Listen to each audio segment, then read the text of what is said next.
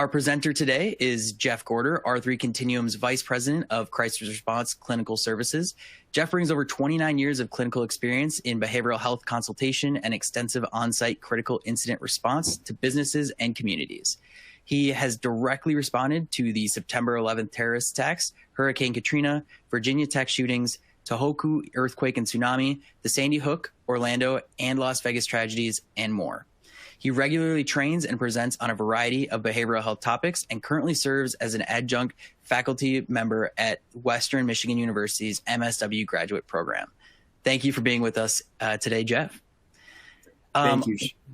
Absolutely. And, you know, right before we start, I do want to just also say this is an Ask the Expert style webinar. So when registering, there was an opportunity to put your questions in kind of a Q&A box. So today's webinar is based off of some of those questions that were brought in, and those will kind of be the topics that we're discussing. So if you have any questions or you weren't able to ask a question during registration or something comes up, please feel free to enter it in the Q&A box, and hopefully we can get around to that one.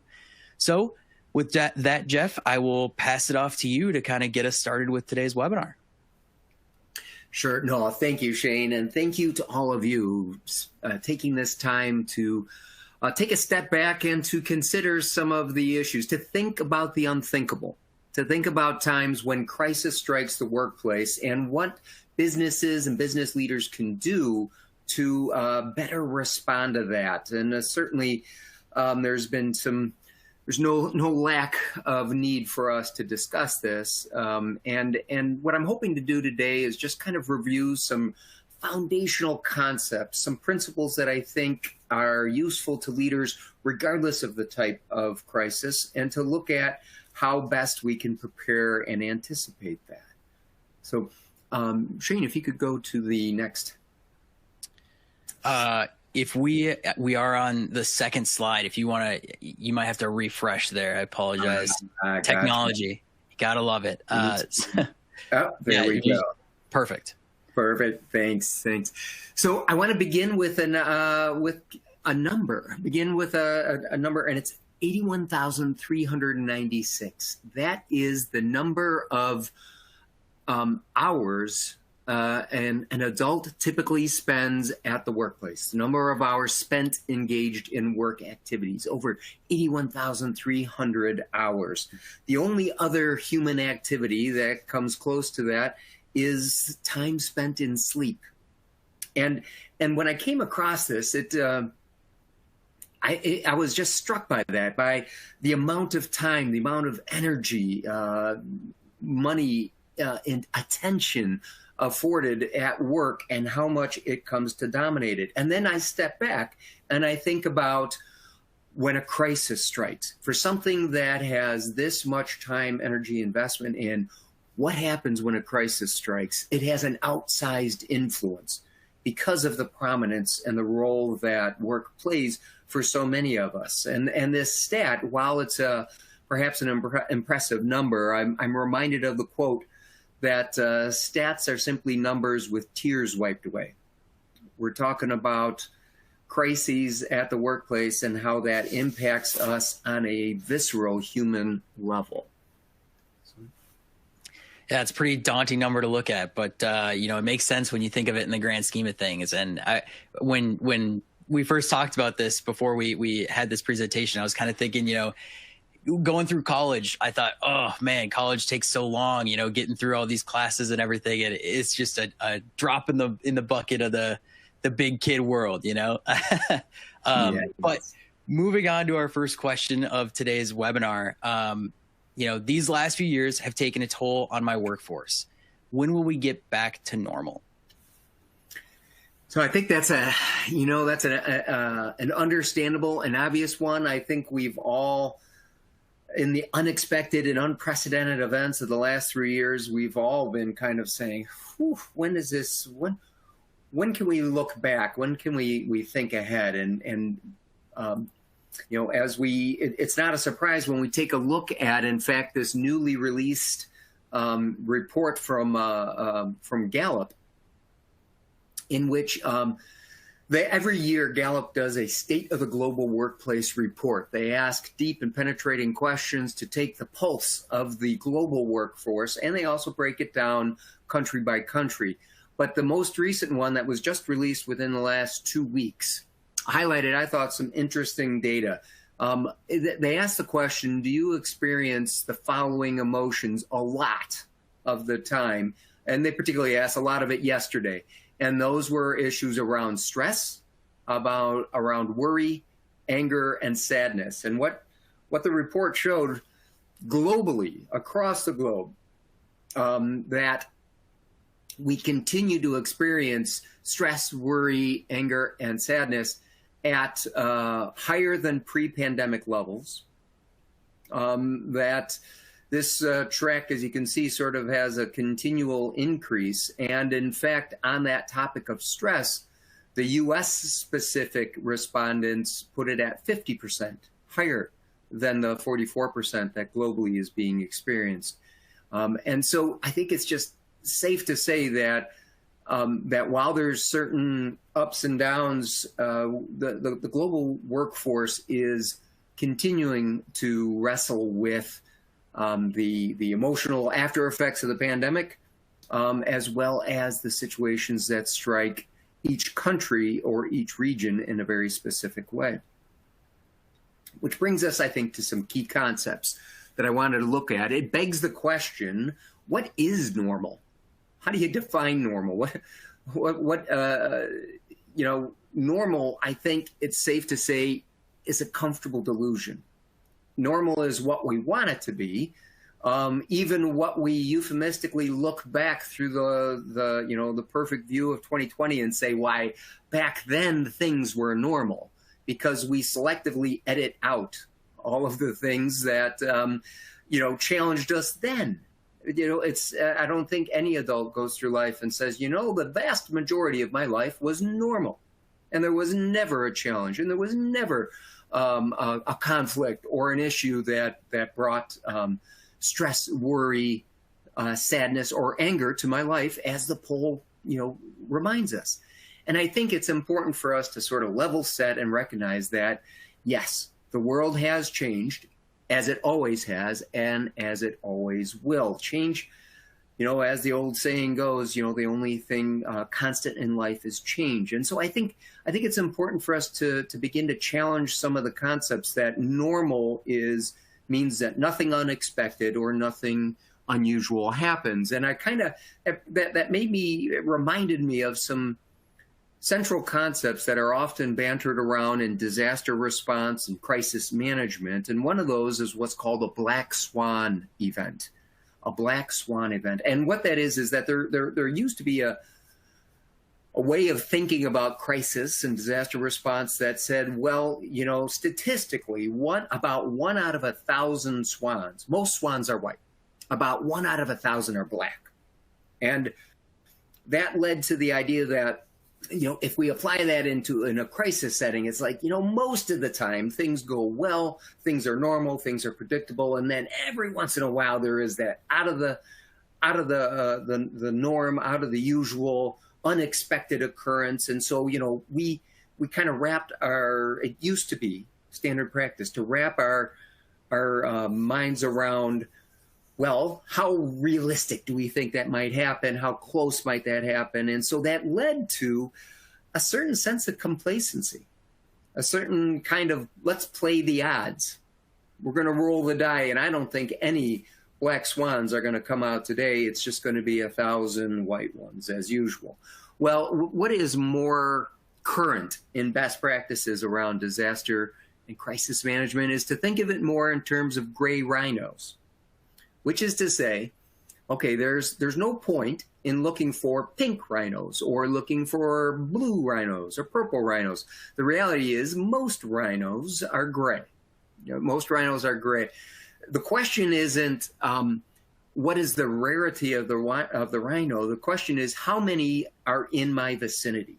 What I need to know is, am I in a place in which there's a lot of rhinos, and in which I need to be prepared in a more cogent fashion. And I think I bring this up because I think the last 3 years have really brought that into question. It's no longer a question of if a crisis is going to happen.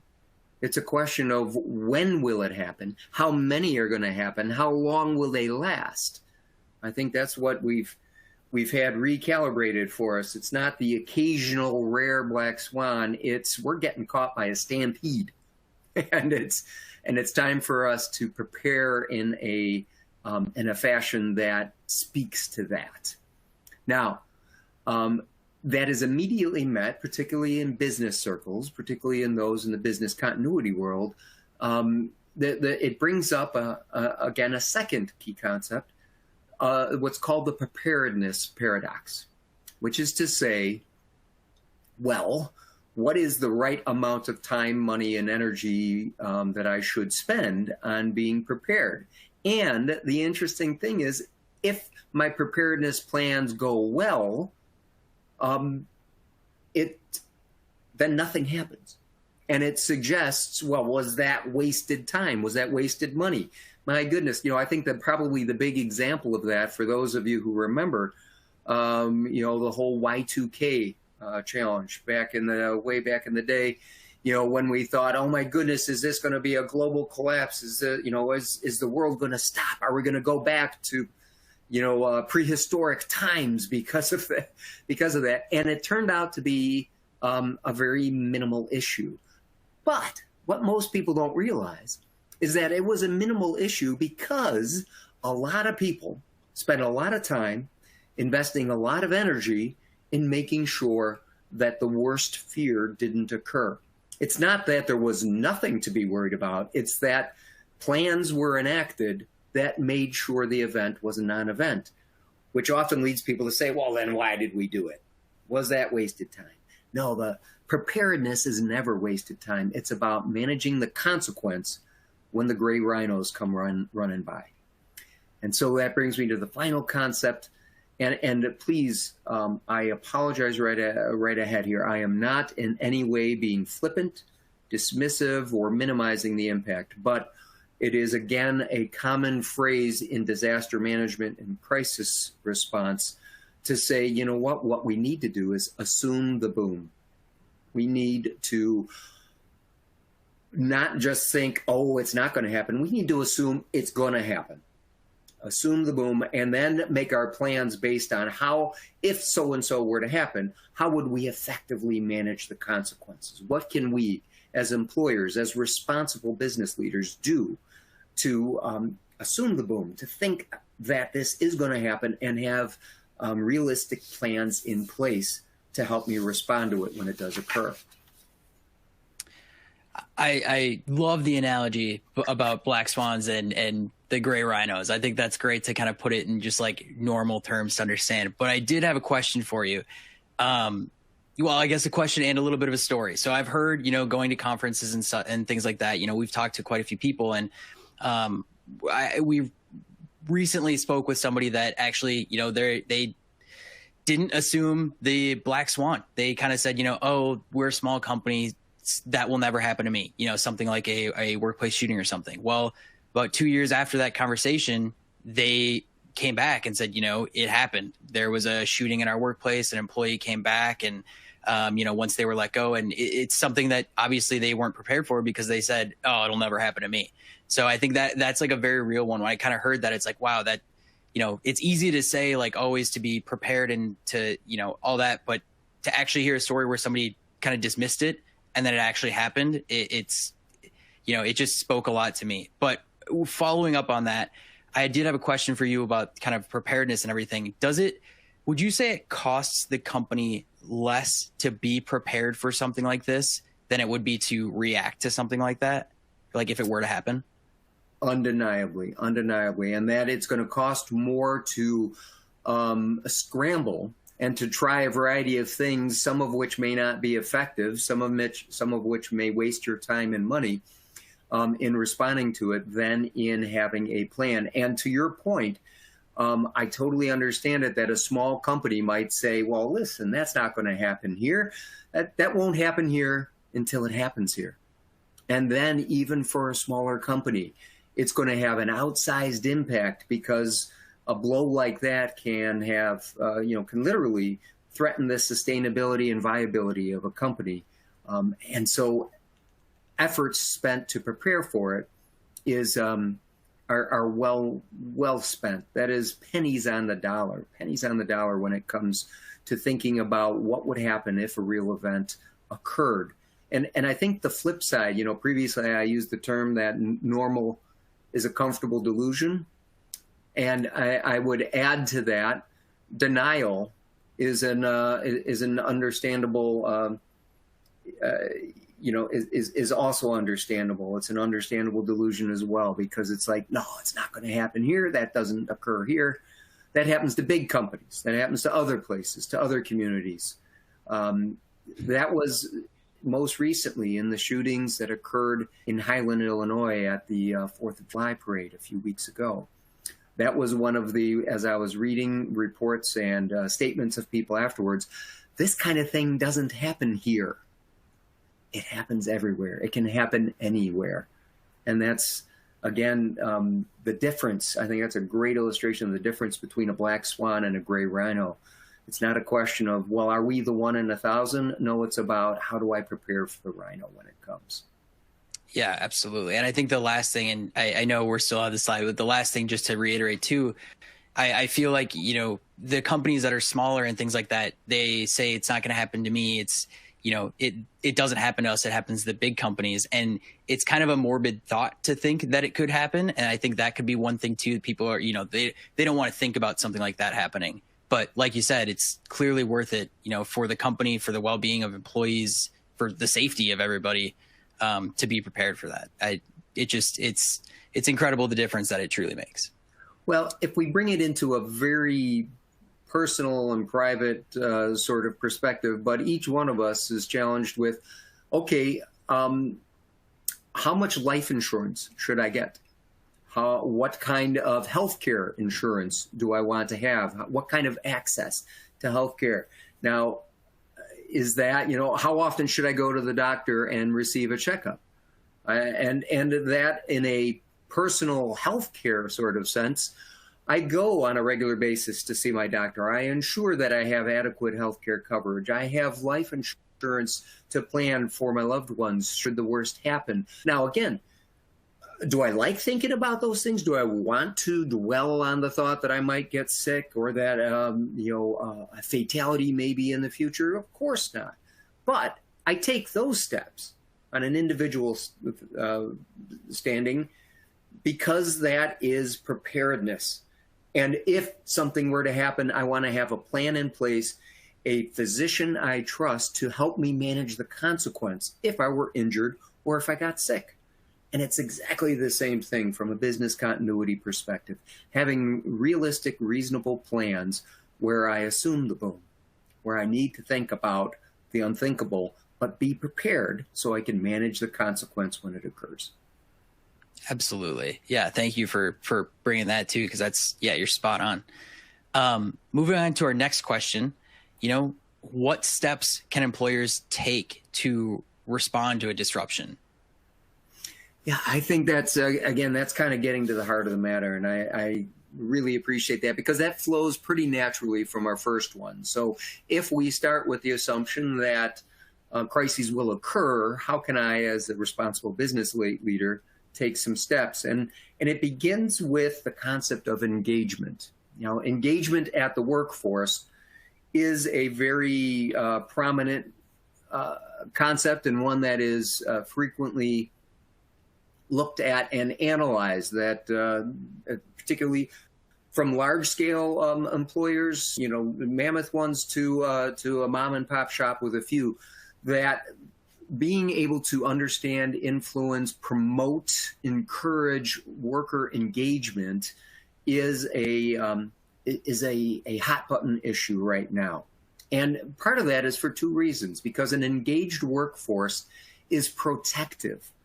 In the concept or in the context of what we've been talking about with disruptions and crises, that it's important to recognize that an engaged workforce, and there's typically two metrics that researchers use to gauge how well a person is doing. They look at engagement, which is how well they're doing at the workplace, and well-being is how well are you doing outside of the workplace. Things like health, relationships, financial stability, all those kinds of things are reflections of well-being, whereas engagement is how invested am I at work, how energetic am I, how much am I pouring realistic time, energy, and effort into doing well at work.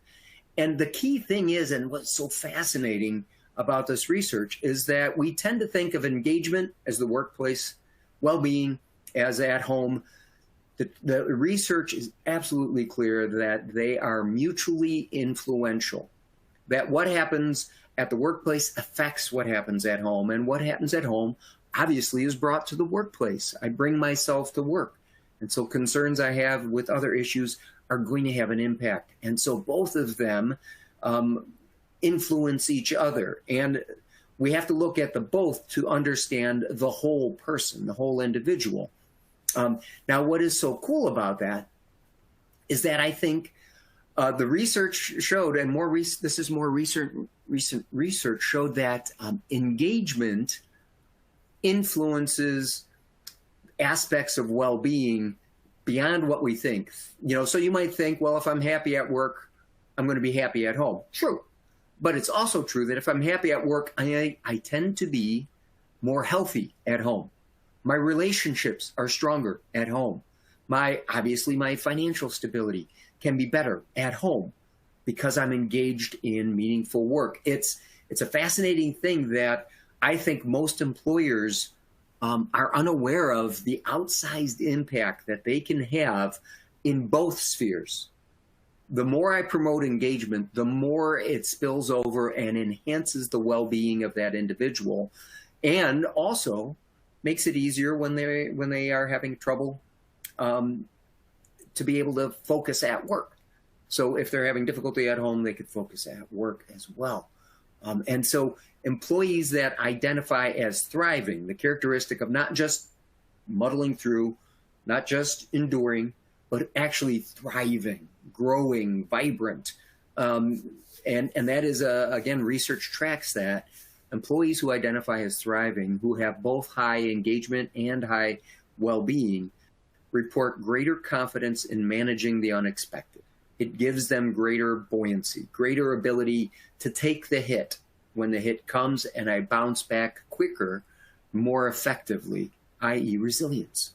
I have greater resilience the more my engagement is fostered at the workplace. But not only is it protective, but an engaged workforce is profitable. I think the research, this was somewhat surprising, that the research found that business units with high engagement, employees who report high engagement, are 23% more profitable overall. And so they, quite frankly, they make more money, they are more profitable, and also some of the things that are cost drains, they experience lower turnover, experience lower absenteeism, lower accidents at the workplace, and they experience higher customer loyalty. So not just their employees, but engagement is an investment in customer loyalty, because it turns out customers like shopping and doing business and procuring services from places where the employees are engaged, where there is a positive workplace culture. Customers want to go to a place where I think those who are meeting my needs, whatever it is, they pick it up. They pick it up and they say, that's a place I want to do business with. I want to go back there. And so engagement is both protective and profitable at the same time. And, before we move on, I just kind of wanted to talk a little bit about that first point about, the engagement and well-being.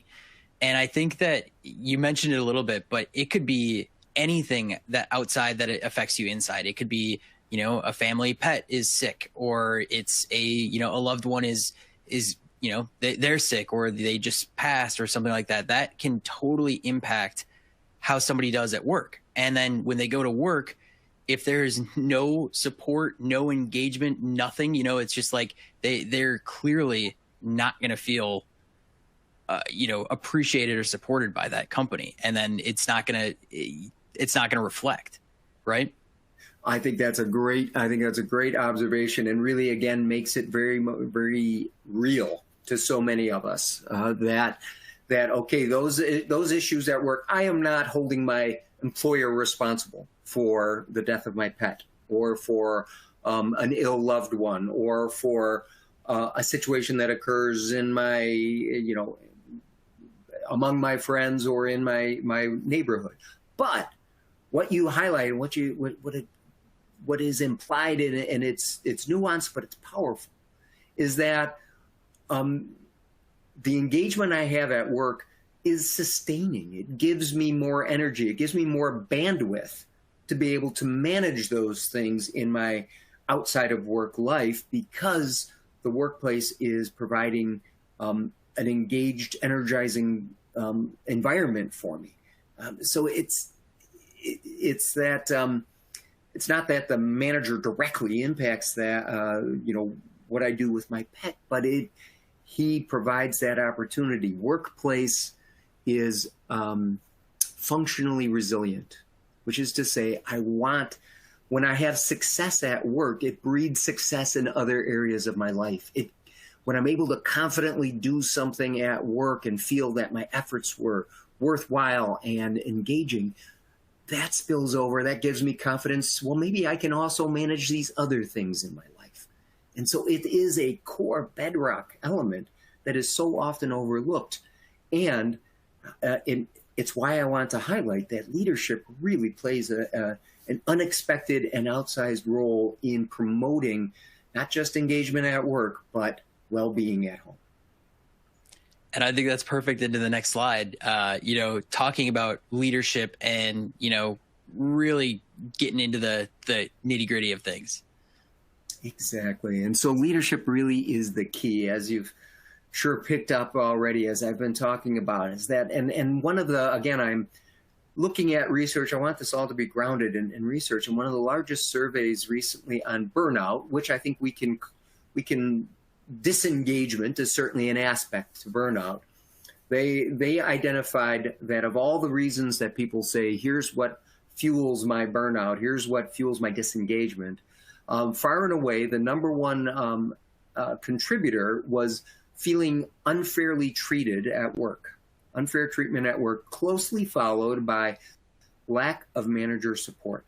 So, again, feeling unfair and feeling lack of support, putting that again in the context of a crisis. So when a crisis occurs, and if I feel that I am misunderstood, mistreated, unfairly asked to do things, or unfairly blamed for things, if I feel that the manager's only response is, well, get back to work, time is money following the crisis, that just highlights that sense of disengagement. And those are things that leaders have a direct influence over. And conversely, looking at the positive, those who report, my manager truly cares, indicates the highest levels of thriving. Recall, the highest levels of engagement at work and well-being at home, both in and out of work. Those who feel that their manager cares have the highest levels of engagement. And crisis, again, think about the judgments that fall on leaders following a crisis. Judgments of, were they fair? Did they get it? Were they supportive? Were they caring? Were they reasonable in their expectations? And did they have a plan? All of those things. Think again in a workplace crisis, that brings all these issues to sharp focus. That how a leader communicates is going to directly influence the sense of feeling fairly treated at work and supported. And just a kind of a follow-up question on that, Jeff, with leadership, and now we're talking, maybe it is something in work, maybe I feel like disruption can come in so many different forms. They can be the bigger things like we mentioned earlier, maybe it's a workplace shooting, but it could also be something as simple as, coworkers are out to lunch and one of them drops and has a heart attack or something like that. And they could be totally fine, but those that are around the person and saw this person drop and have a heart attack, that's, a pretty daunting thing. And they may not be able to just go straight to work. So, is it always important for leadership to be active and supportive and provide resources, even with the smaller things, that kind of disrupt those coworkers? Well, you ask a very poignant question, because one can say, let's say it's a small work group, and one of the members, has a heart attack or dies in a automobile accident. Let's say it's a small bank branch, and there was a note passing robbery. No weapons brandished, no threats made, but somebody passed a note, and the teller was robbed. You might say, well, how significant was that? How important was that? It was pretty doggone important to that one individual, to that one employee, the one who works next to the person who's no longer going to come back to work, the one who was in that queue and had to receive it and had to give the money because they understood there's an implied threat. It's not as if there's an objective criteria that one can say, well, this crisis clearly meets some, arbitrary, metrics of crisisness, and that it is worthy of response. No, it's not the crisis that drives it. It's the impact on the individuals that drives it. And so, you are absolutely correct. It's not a numbers game. It's not about, well, did it make the local news and therefore we can now treat it as a crisis? No, most savvy leaders know what a crisis is for their folks. And it might be something, as mundane, if that's a correct term to use with crisis, if it's something as course of life events as the kinds that we're talking about. It doesn't always have to be a big, giant issue. It can be something that impacts perhaps only a handful of people. But how the leader responds to it shapes their culture and begins to foster that engagement. Those are opportunities. And I think we actually have a comment in here. Just before we hop on to the next one, but they somebody says other clerks could also be affected in kind of like the robbery aspect. They could have trauma that is unbeknown, like nobody knows about it, but it's something that they have gone through in the past, and they're way more affected than that would normally think about. So yeah, great points. So question 3. Are there any action steps that a manager can take for disruption? Yes, exactly. I wanted to, as we do in most of our webinars, wanted to have some kind of take and use, some things that folks can do when they come. And so I was almost hesitant to put this on there, but that crisis as an opportunity.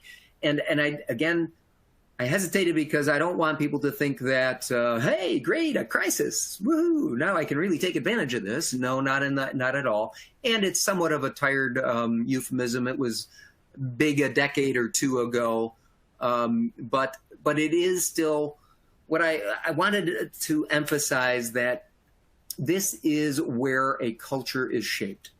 This is where an organization's character is on display, how a leader responds, and I quote, I highlight, not reacts, but how they respond shapes the culture of a company. It reveals whether or not a company is one that is engaging, one that fosters that engagement, that cares about the overall health and well-being of their employees. And so how a leader responds, a response is a planful course of action, whereas a reflex is just doing something spontaneously. Maybe it's right, maybe it's not, because it's a reflex. It's a reaction, and that isn't going to effectively shape a culture. And so, among the things that leaders can do to really shape that culture and promote engagement even in a crisis is to make sure that their initial messaging, which should come out very soon following a crisis, their initial messaging is caring, competent, and courageous. And by caring, it's important that they highlight, we get it, we understand, this event has power for many of you, and we resonate with that, we understand that, we care. And then competent, and we recognize that this may provide some challenges at work, whereas for many of you, getting back to work is how you cope with this. And so here's what work looks like for the next few days: a competent plan, and courageous. We will get through this together. We're going to respond to this. We will move towards a new future together. And so its initial messaging has to be caring, competent, and courageous. And then following that communication, it should be, somewhat surprisingly, it should be followed with more communication. Communicate, communicate, communicate, repeat as often. And I say that because, again, now that sounds, again, flippant, but the reality is that oftentimes leaders will communicate once, and then it may be days, weeks before they hear an update. And people want to know, they recognize there is a crisis. They want to hear what else is being done, what else is going on, what's the next steps. Communicating transparently in the midst of a crisis, letting people know, even if you say today's update is that there's not really much of an update. Not much happened today. Our plans continue on apace and we're moving forward as described yesterday. That's great. That's perfect. That lets people know, okay, we're still on course. We're still on top of it. Leadership still has a plan. Because again, in the absence of communication, in the absence of information, people will plug in their worst possible fears. I haven't heard from them in a couple of days. Are they still on it? Are they still working on it? Maybe it didn't go well. Maybe they're hiding something. Maybe they don't care. Maybe they're done with this and they've moved on already. Well, I haven't moved on.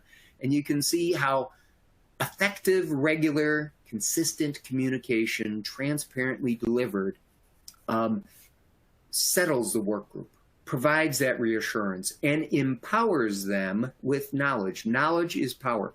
Letting them know what the plan is and how things are going empowers them to then re-engage with their work, with their typical duties. It allows them to move ahead. And then next is be visible. I think communication is key, but it's also true that seeing somebody enacting the plan. Reading an email that says there's a plan is great. Seeing the leader walking the floor, touching base with folks, being present, that they didn't just go into their office, close the door, and fill out paperwork, because there's a lot of paperwork whenever one of these crises happens. No, they said that can wait. What I need to do right now is make sure my team is doing well. I need to visually see them. They need to visually see me. And being visible is, again, a powerful settling element for any crisis. And then finally, being able to bring the right resources at the right time. I am not suggesting that every leader has to be a trained crisis management consultant, that every leader should have at their disposal a full range of business continuity principles, that every leader should be at the same level as a trained behavioral health professional. They can't be all things to all people.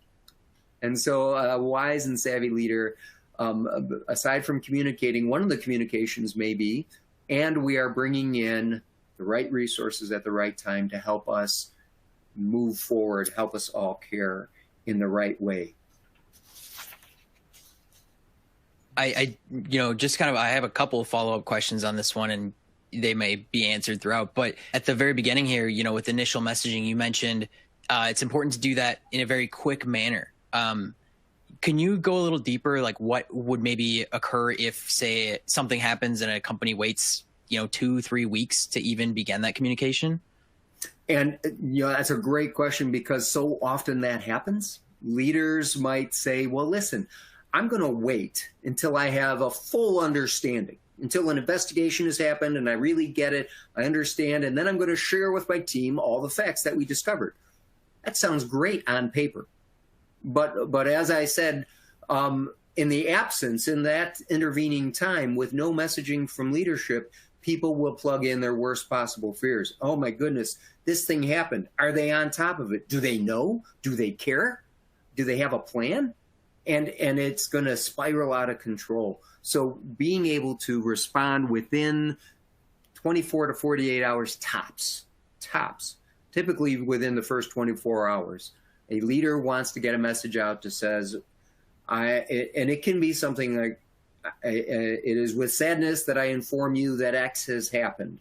I understand that this has power for many of you. We are gathering further information and developing our response plans, but I wanted to make sure you heard it from us, a trusted, reliable source.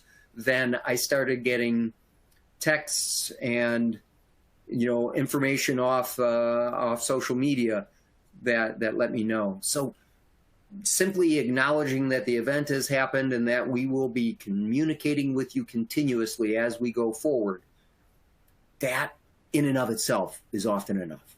That is sufficient. And I feel, and correct me if I'm wrong here, but I feel like that could, especially, if we use the robbery incident, for example, again, those that are actually truly impacted by it or had seen it or, are already, the other ones, maybe they were off duty at the time and they're like, just concerned about it. But the ones that were truly impacted, they may feel a little bit more heard and a little bit more trusting that there will be some sort of follow up rather than trying to almost sweep it under the rug, if that makes sense. Yes, and as the questioner asked as well, that it could be that there were tellers who were off duty on lunch break or on vacation and they come back to it, but their lived experiences might have included robberies as well. And so this was a very activating event, even if they were not a direct participant in the robbery as it occurred, using this as an example. So a savvy leader doesn't presume, well, just the one person is the only one who was directly involved, and that's the only one I need to think about. Your team is going to talk about this. They're all aware of it. They're going to have their reactions to it. And so your messaging pulls the team together and helps them understand that you've got a savvy plan. Fantastic. Well, then I think that's a great kind of transition to the next one, which, just to start, it says disruptive event management up at the top. And, can you just kind of also give us a little bit of an intro into what disruptive event management is and what that means before diving into the actual slide here? Yes, no, thank you. And you're right, disruptive event management, what we sometimes call as DEM, just to shorten it, but disruptive event management is somewhat analogous to what used to be called critical incident response. And it is when an event of sufficient power that creates a level of disruption to a work group or an organization, that it's become standard operating procedures for many organizations to request that trained behavioral health clinicians come on site and help support that work group, provide a level of what's called psychological first aid, which is meant to help them to validate their experience, to ventilate, to allow them to talk about what they've gone through, and to educate, to share with them information about coping, about their own resilience, about what others have done to manage these events. And so it helps them to, stabilize and to be able to then determine what the next right steps going forward is. But it provides that emotional support and psychological first aid in the early intervention phase of immediately following an event. And it's key to recognize it's not therapy. I want to highlight it's not as if, even though it is typically delivered by behavioral health trained master's level clinicians, it's not that they're coming in and doing therapy. They're not asking people, well, tell me more, about your upbringing, or let's take a history. It's about what do we need in this moment? What do we need right now? What does moving forward look like to you? What resources do you have, and what resources do you need? And how can we help you access that to help you move forward? And so it is a discreetly humanitarian activity in that it provides emotional support and encouragement. But it is also a smart, proactive part of any solid business continuity plan. It is a recognition that the rhinos are here, and so the crisis is inevitable, and that disruptive event management, or DEM, helps avoid small cracks from becoming huge fissures. Because some business leaders say, well, my team, I think they're doing all right. They look like they're handling it well. We've always handled, they're a strong team. I think they can manage this. So I don't think we really need that. It's beside the point.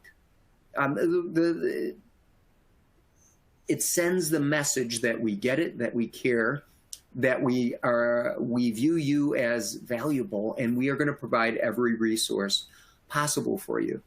And so that having that opportunity prevents a team from fracturing unexpectedly, and then it's too late to try and get back on it.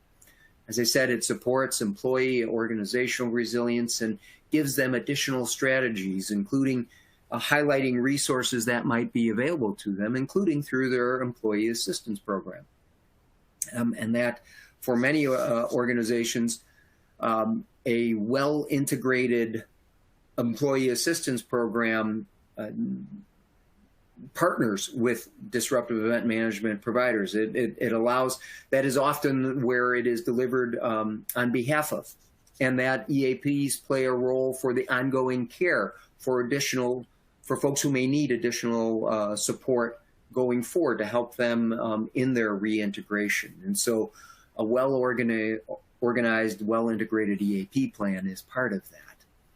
And then finally, last practical steps.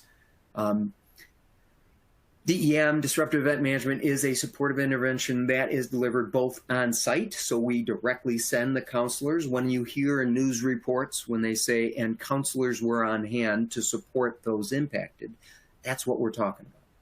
That's the kind of situation that we respond to. And so it can be delivered on site, but it can also be delivered virtually, particularly as so many workplaces have moved to remote work teams or hybrid work groups, where some may be on site and some are working remotely. Being able to deliver these same services virtually expands that benefit. It's not as if it can only be delivered in one way.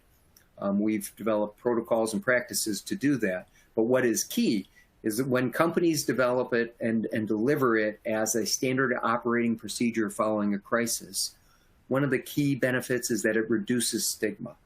If they wait, if they say, well, I want to see if this crisis is bad enough, if people have been traumatized enough to then offer help, that, one, that's seen as too little too late by those receiving it. Plus, it also, for some, it's going to be received as stigmatizing. Does it mean we're not handling it? We're not doing well, not strong enough? What does this mean that they're bringing counselors? I must be doing worse than I thought. No. If it's part of a standard operating procedure, this is what we do when a significant crisis happens. And that is a reflection of engagement, of investment, of valuing, of respect for the employees. We understand this may have power, and we're going to bring every resource possible to you.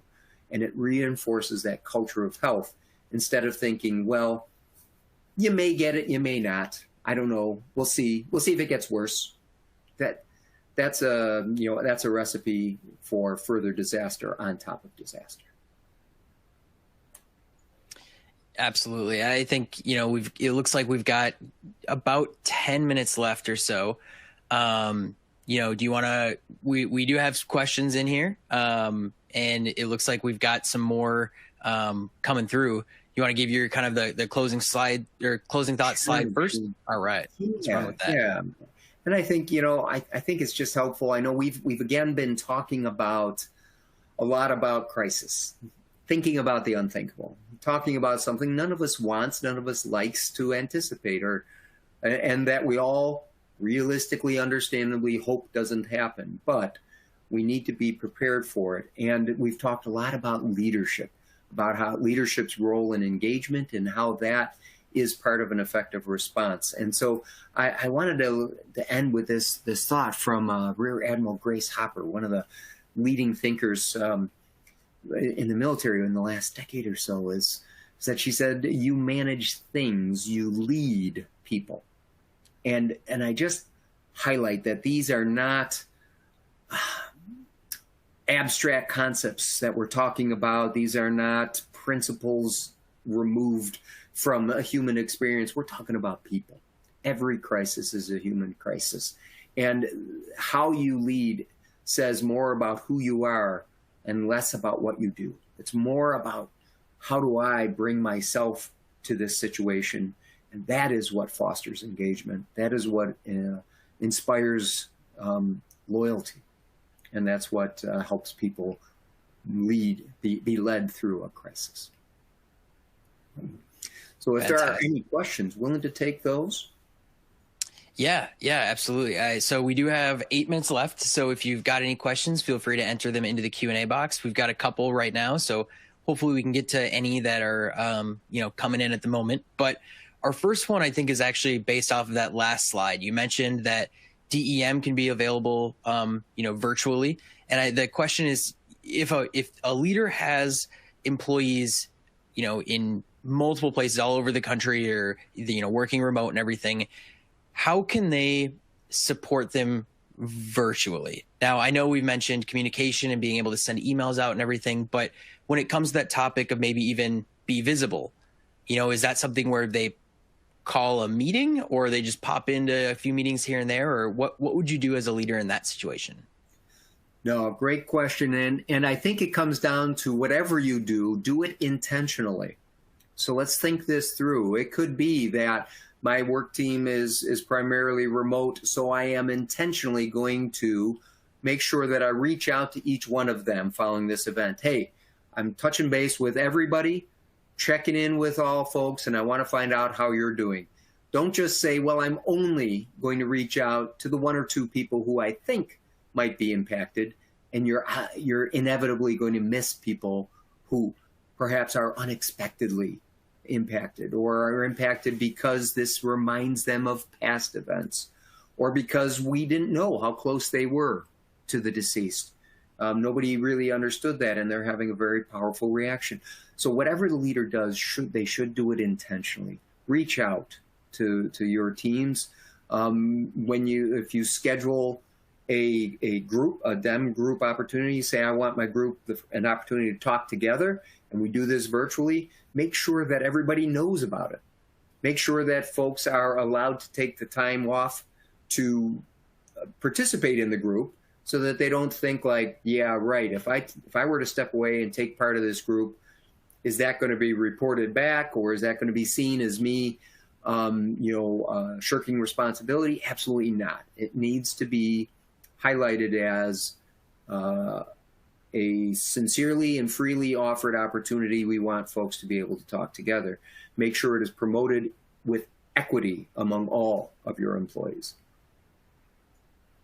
I love that. And another question came in, and this was after, how a leader actually responds and the initial follow-up and everything. And they just said it's important to be sincere as well. And I think that kind of stemmed a question for me is, how can a leader, they haven't gone through something like this before, and maybe they aren't always connected with their employees as much as maybe they should be. But I think my question is, how do they ensure that they're being sincere in the right way? I think leaders out there would want to make sure they're not just sending a message and having all the employees like roll their eyes and be like, oh, they're just doing this because they have to, type of thing. Right.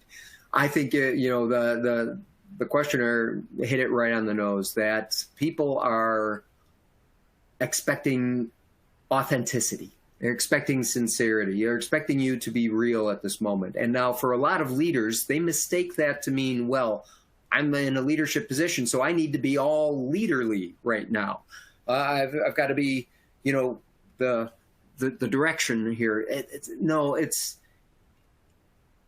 You simply have to be human. And it's important that, for some leaders, particularly as you say, those who maybe for whom this is the first time they're encountering this and they don't know what to say, I don't have any words, say that. It's okay to, what I say, lead with your weakness, which is to say, listen, following the death of John Smith in the car accident last night, I simply have no words. I know that no magic words are going to make this go away, but I know that so many of you cared about John, and I know this is powerful, and I want you to know I'm here. Perfect. Start with simply acknowledging that nothing I can say is going to make it go away. And I kind of, it reminds me of one of my favorite quotes from the poet Maya Angelou, when she said, "They won't remember what you said, they won't remember what you did, but they will always remember how you made them feel." And I think that's, in a nutshell, what leadership can strive for and the impact they can have. It's not about having the magic words. It's not about stringing together the correct sequence of syllables. It's about helping your team feel cared for, feel encouraged, feel valued. That's what encourages a culture of engagement and health. Excellent. And I think the next one kind of follows up on the sincerity type of thing, but and maybe this answer is very similar. But what is the difference between compassion and pity from a leader? Pity is, oh, you poor thing. It is viewing you as less than or doing it poorly. And that is picked up in a nanosecond. That is understood if that is delivered. Compassion, the Latin word, here we go, I'm diving into my nerdiness at this point, but in the Latin means connected with, alongside of, the phrase common or community. I am means I am next to. And compassion means I am able to resonate with, identify, connect with the passion, the emotion that you're experiencing right now. I'm able to walk alongside you. It's not that I'm trying to make it go away. I'm not trying to talk you out of it. I'm simply walking alongside of you and giving you the respect and dignity of your own emotional state at this moment. Compassion is, I'm right there with you.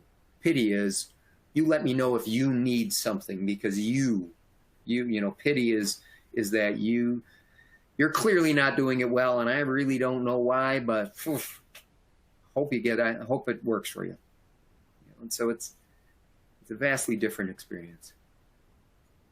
Absolutely. All right. So unless we have any more questions coming in, I know we've only got just about a minute left here. So unless we get any more, I think we can start to wrap this up. And, Jeff, thank you very much for being here today. I think this was a fantastic presentation, and I think that we really hit on a lot of points that are very, very relevant in today's world, and especially the last few years and going forward as well. So with that, I want to thank everyone else for coming today. We appreciate your time, like Jeff said at the very beginning. And please follow us on social media. Keep an eye on our resource page for what we've got coming up in the future. And we wish everybody a fantastic remainder of your day. So thank you all.